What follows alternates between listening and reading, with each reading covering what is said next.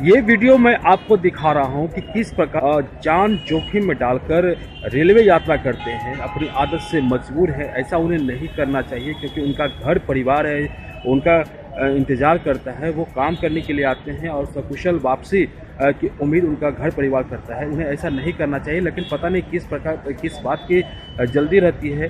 Gate पे railway के पायदान पे खड़े होकर के और पूरी तरह से लटक करके पटना लोग सफ़र कर रहे हैं। ये गया पटना पैसेंजर गाड़ी है, मेमू ट्रेन है, जिसका वीडियो मैं आपको दिखाऊंगा। ऐसा उन्हें नहीं करना चाहिए।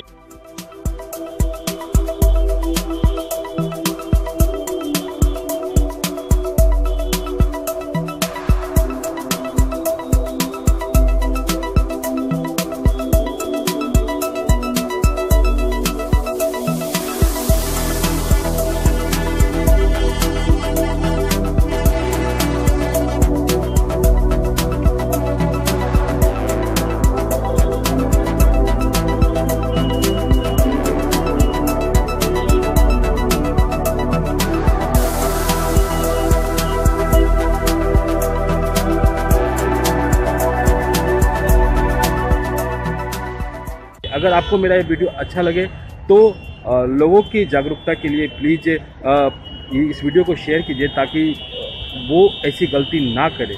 घर परिवार हर कोई उनका इंतज़ार कर रहा है उनके घर पे।